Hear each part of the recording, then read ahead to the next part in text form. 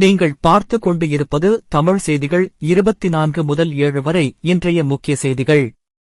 தோஹாவில் ஹமாஸ் தலைவர்கள் மீதான தாக்குதலின் வெற்றி குறித்து இஸ்ரேலிய அதிகாரிகள் சந்தேகம் கொண்டுள்ளதாக கூறப்படுகிறது. தோஹாவில் தாக்குதல் நடத்தியதற்காக டிரம்ப் இஸ்ரேலை கண்டிக்கிறார், ஆனால் ஹமாஸை ஒழிப்பது ஒரு தகுதியான இலக்கு என்று கூறுகிறார். அரசு பயங்கரவாதம். தோஹாவில் ஹமாஸ் தலைவர்களை தாக்கியதற்காக இஸ்ரேல் மீது அரபு உலக கோபத்தை கத்தார் பிரதமர் ஏற்படுத்துகிறார். ஹவுத்தி ஊடக கட்டடத்தின் மீது இஸ்ரேல் நடத்திய தாக்குதலில் பலர் உயிரிழந்ததாக கிளர்ச்சியாளர்களின் தொலைக்காட்சி செய்தி வெளியிட்டுள்ளது. கிளர்ச்சியாளர்களின் கட்டுப்பாட்டில் உள்ள ஏமன் மீதான இஸ்ரேலிய தாக்குதல்களில் 9 பேர் கொல்லப்பட்டதாகவும் 118 பேர் காயமடைந்ததாகவும் ஹவுத்திகள் தெரிவிக்கின்றனர். இனி விரிவான செய்திகள். தோஹாவில் ஹமாஸ் தலைவர்கள் மீதான தாக்குதலின் வெற்றியை இஸ்ரேலிய அதிகாரிகள் சந்தேகிப்பதாக தெரிவித்தனர். ஹமாஸ் பயங்கரவாத குழுவின் பொலிட்பீரோவின் தலைவர்களை குறிவைத்து கத்தாரில் முந்தைய நாள் நடத்தப்பட்ட தாக்குதலின் வெற்றி குறித்து இஸ்ரேலிய அதிகாரிகள் புதன்கிழமை சந்தேகம் எழுப்பினர், எபிரேய மொழி ஊடகங்களுக்கு தொடர்ச்சியான அனாமதேய மேற்கோள்களுடன். தாக்குதல் வெற்றிகரமாக இருந்ததற்கான வாய்ப்புகள் கணிசமாக குறைந்துள்ளதாக இஸ்ரேல் அமெரிக்காவிடம் தெரிவித்ததாக கான் பொது ஒளிபரப்பாளர் ஒரு ஆதாரமற்ற அறிக்கையில் தெரிவித்தார். பயங்கரவாதிகள் கொல்லப்பட்டதற்கான எந்த அறிகுறியும் தற்போது இல்லை என்று சேனல் 12 செய்திக்கு ஒரு அனாமதேய ஆதாரம் மேற்கோள் காட்டப்பட்டுள்ளது. அவர்கள் படுகொலை செய்யப்பட்டார்கள் என்று நாங்கள் தொடர்ந்து நம்புகிறோம், ஆனால் நம்பிக்கை மங்கி வருகிறது. தோஹாவில் தாக்குதல் நடத்தியதற்காக டிரம்ப் இஸ்ரேலை கண்டிக்கிறார், ஆனால் ஹமாஸை ஒழிப்பது ஒரு தகுதியான இலக்கு என்று கூறுகிறார். வாஷிங்டன். கத்தாரில் ஹமாஸ் தலைவர்களை குறிவைத்து இஸ்ரேல் நடத்திய தாக்குதல் குறித்து அமெரிக்க ஜனாதிபதி டொனால்ட் டிரம்ப் செவ்வாயன்று ஓரளவு முரண்பாடான அறிக்கைகளை வழங்கினார். ஒருபுறம் இஸ்ரேலிய தாக்குதல் இஸ்ரேலையோ அல்லது அமெரிக்காவின் இலக்குகளையோ முன்னேற்றவில்லை என்று டிரம்ப் ட்ரூத் சோஷியலில் எழுதினார். இருப்பினும் காசாவில் வசிப்பவர்களின் துயரத்திலிருந்து லாபம் ஈட்டிய ஹமாஸை ஒழிப்பது ஒரு தகுதியான குறிக்கோள் என்று டிரம்ப் மேலும் கூறினார்.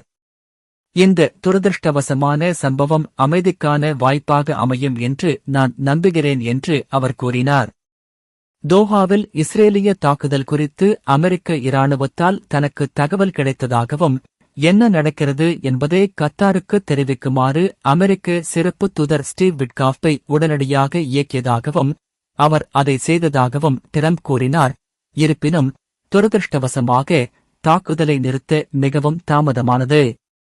அரச பயங்கரவாதம். தோஹாவில் ஹமாஸ் தலைவர்களை தாக்கியதற்காக கத்தார் பிரதமர் அரபு உலக கோபத்திற்கு வழிவகுக்கிறது.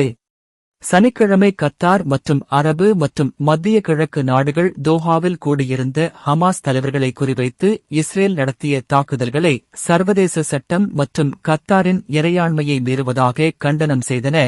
கத்தார் பிரதமர் இஸ்ரேலை அரசு பயங்கரவாதம் என்று குற்றம் சாட்டினார். இஸ்ரேலிய அதிகாரிகளின் கூற்றுப்படி பயங்கரவாத குழுவின் நாடு கடத்தப்பட்ட காசா தலைவரும் உயர்மட்ட பேச்சுவார்த்தையாளருமான கலீல் அல்-ஹய்யா உட்பட உயர்மட்ட ஹமாஸ் தலைவர்களை இலக்காக கொண்ட தாக்குதல் இது. செவ்வாய்க்கிழமை மாலை இஸ்ரேல் அவர்கள் கொல்லப்பட்டதாக நம்பிக்கையுடன் இருப்பதாக ஒரு அதிகாரி கூறினார். இருப்பினும் தாக்குதலில் உயர் அதிகாரிகள் உயிர் பிழைத்ததாக ஹமாஸ் கூறியது.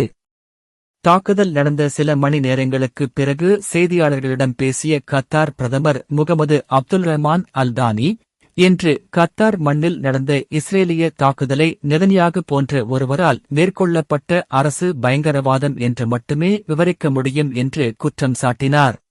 பிராந்திய பாதுகாப்பையும் ஸ்திரத்தன்மையையும் சீர்குலைக்க இஸ்ரேலிய பிரதமர் தொடர்ந்து முயற்சிப்பதாக அவர் குற்றம் சாட்டினார். ஹவுத்தி ஊடக கட்டிடம் மீது இஸ்ரேல் நடத்திய தாக்குதலில் பலர் உயிரிழந்ததாக கிளர்ச்சியாளர் தொலைக்காட்சி செய்தி வெளியிட்டுள்ளது. ஹவுத்தி ஆயுதப்படைகளின் ஊடக நடவடிக்கை அமைந்துள்ள ஒரு கட்டிடத்தின் மீது இஸ்ரேல் நடத்திய தாக்குதல்களில் குறிப்பிடப்படாத எண்ணிக்கையிலான மக்கள் கொல்லப்பட்டதாகவும் காயமடைந்ததாகவும் கிளர்ச்சியாளர் தொலைக்காட்சி தெரிவித்துள்ளது.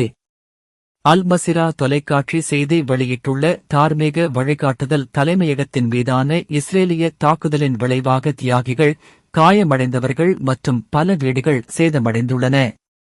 இன்றைய தாக்குதல்களின் இலக்குகளில் ஹவுத்தி பிரச்சார தலைமையகமும் இருந்ததாக இஸ்ரேல் தெரிவித்துள்ளது. கிளர்ச்சியாளர் பிடியில் உள்ள ஏமன் மீதான இஸ்ரேலிய தாக்குதல்களில் 9 பேர் கொல்லப்பட்டதாகவும் 118 பேர் காயமடைந்ததாகவும் ஹவுத்திகள் தெரிவிக்கின்றனர். ஏமனின் தலைநகர் சனா மற்றும் ஜாஃப் மாகாணத்தில் இஸ்ரேல் இன்று நடத்திய தாக்குதல்களில் குறைந்தது 9 பேர் கொல்லப்பட்டதாகவும் 100க்கும் மேற்பட்டோர் காயமடைந்ததாகவும் கிளர்ச்சியாளர்கள் ஒரு அறிக்கையில் தெரிவித்துள்ளனர். காணாமல் போன ஹவுத்தி சுகாதார அமைச்சக செய்தி தொடர்பாளர் அனீஸ் அலஸ்பாஹி, சிவில் பாதுகாப்பு, ஆம்புலன்ஸ்கள் மற்றும் மீட்புக் குழுக்கள் இன்னும் எக்ஸில் தேடி வருவதால் இறப்பு எண்ணிக்கை 9 தியாகிகளையும் 118 பேர் காயமடைந்துள்ளனர். தோஹாவில் இஸ்ரேலின் பொறுப்பற்ற குற்றவியல் தாக்குதலை கத்தார் அமீர் கண்டிக்கிறார். கத்தார் அமீர் Sheikh Tamim bin Hamad Al Thani அமெரிக்க ஜனாதிபதி டொனால்ட் டிரம்புடன் தொலைபேசியில் தொடர்பு கொண்டு தலைநகர் தோஹாவில் இஸ்ரேலின் பொறுப்பற்ற குற்றவியல் தாக்குதலை கண்டித்துள்ளார். இந்த தாக்குதல் அதன் இறையாண்மை மற்றும் பாதுகாப்பை வெளிப்படையாக மீறுவதாகும், மேலும் சர்வதேச சட்டத்தின் விதிகள் மற்றும் கொள்கைகளை தெளிவாக மீறுவதாகவும் ஷேக் தமீம் செவ்வாயன்று ஒரு அறிக்கையில் தெரிவித்தார். இந்த அழைப்பின் போது அமெரிக்க ஜனாதிபதி கத்தார் அரசுடன் தனது ஒற்றுமையையும் அதன் இறையாண்மையின் மீதான தாக்குதலுக்கு தனது கடுமையான கண்டனத்தையும் உறுதிப்படுத்தினார். இராஜதந்திர தீர்வுகள் பிராந்தியத்தில் நிலுவையில் உள்ள பிரச்சினைகளை தீர்க்கும் திறன் கொண்டவை என்று சுட்டிக்காட்டினார். காசா பகுதியில் இஸ்ரேலின் போரை முடிவுக்கு கொண்டுவர மத்தியஸ்தம் செய்து வரும் கத்தாரில் நடந்த முதல் தாக்குதலில் குறைந்தது 6 பேர் கொல்லப்பட்டனர். செவ்வாய்க்கிழமை நடந்த குண்டுவெடிப்பில் 5 பேர் கொல்லப்பட்டதாக ஹமாஸ் தெரிவித்துள்ளது. அதில் அதன் மூத்த தலைவர் கலீல் அல் ஹய்யாவின் மகன் மற்றும் உதவியாளர் உட்பட ஒரு பாதுகாப்பு அதிகாரியும் உள்ளடங்குவதாக கத்தார் தெரிவித்துள்ளது. உள்நாட்டு பாதுகாப்பு படையைச் சேர்ந்த கார்பரல் படேர் சாத் முகமது அல் ஹுமைதி அல் தோசாரி தனது கடமைகளை செய்யும்போது தியாகியாக கொல்லப்பட்டதாக கத்தாரின் உள்துறை அமைச்சகம் தெரிவித்துள்ளது. தாக்குதலில் பல பாதுகாப்பு பணியாளர்களும் காயமடைந்ததாக அது ஒரு அறிக்கையில் தெரிவித்துள்ளது. இஸ்ரேல் குறிவைத்ததாக கூறிய அதன் தலைமை படுகொலை முயற்சியில் இருந்து தப்பியதாக ஹமாஸ் தெரிவித்துள்ளது. இந்த தாக்குதலை ஒரு கொடூரமான குற்றம், அப்பட்டமான ஆக்கிரமிப்பு மற்றும் அனைத்து சர்வதேச விதிமுறைகள் மற்றும் சட்டங்களையும் அப்பட்டமாக மீறுவதாக அது விவரித்தது. இத்துடன் இந்த செய்திகள் முடிவடைகிறது. மேலும் இந்த சேனலை சப்ஸ்கிரைப் பண்ணிக் கொள்ளுங்கள். நன்றி.